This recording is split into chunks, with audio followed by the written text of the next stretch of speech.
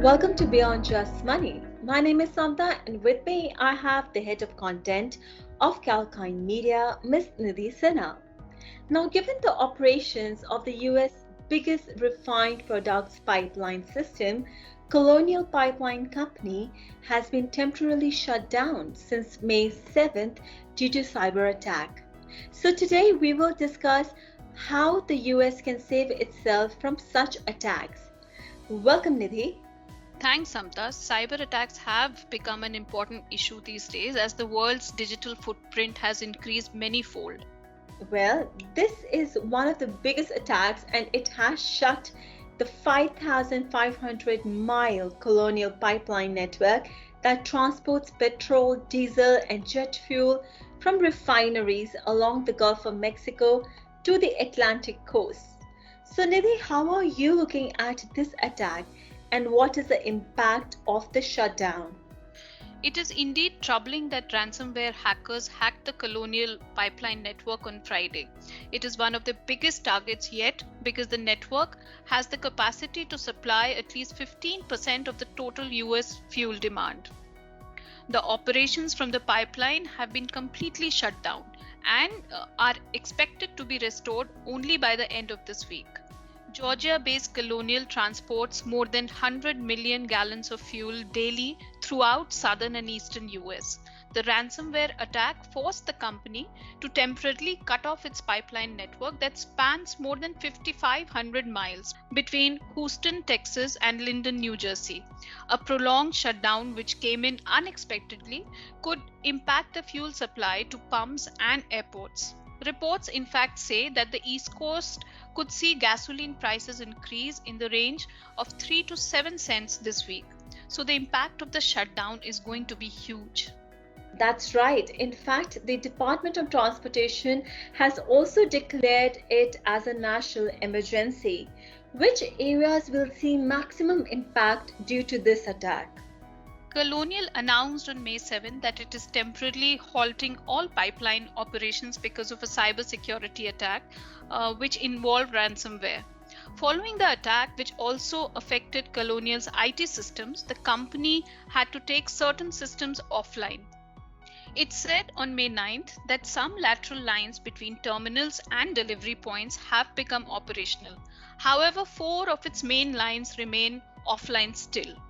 The Department of Transportation has declared a regional emergency and has also reduced some restrictions on motor carriers and drivers, providing assistance to emergency-related shortage of refined petroleum products across the impacted areas.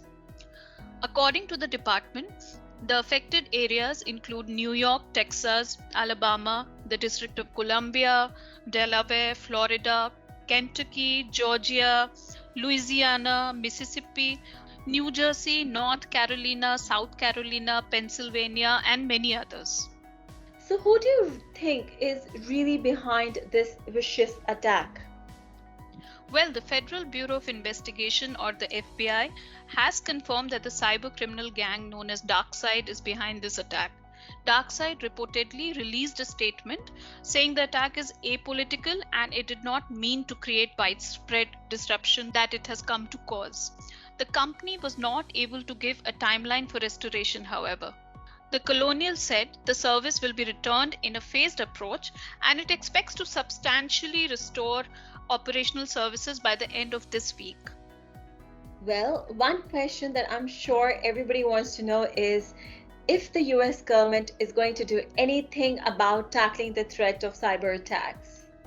Well, Biden recognized the extent of threat associated with cybersecurity and started preparing a plan to strengthen US cyber attack defenses after the SolarWinds breach incident that was discovered some time ago. Moreover, Biden's team has also started seeking support from former cyber officials to reinforce US defenses against the hackers across Russia, China, and other adversaries.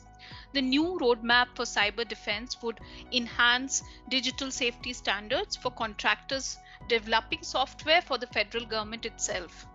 Further, the government would introduce multi-factor authentication, enabling consumers to obtain a second code from a bank or credit card to log in.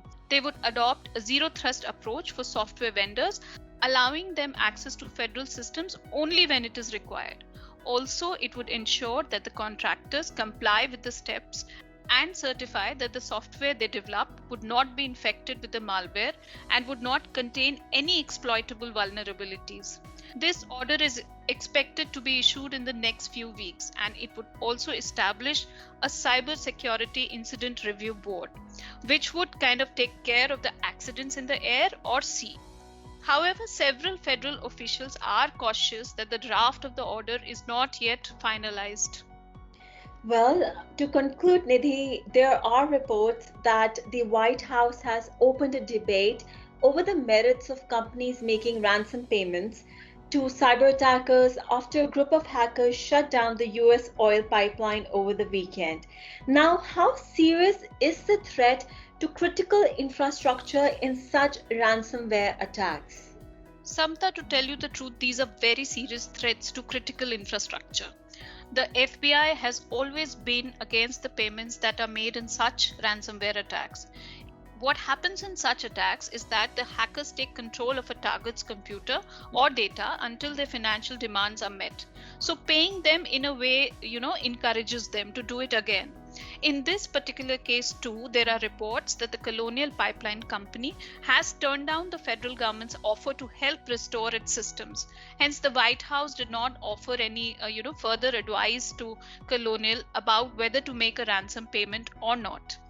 In fact, there have been a lot of ransomware attacks in recent years as it has become an increasingly lucrative criminal enterprise. Many criminals operate out of jurisdictions where they are unlikely to be prosecuted by authorities.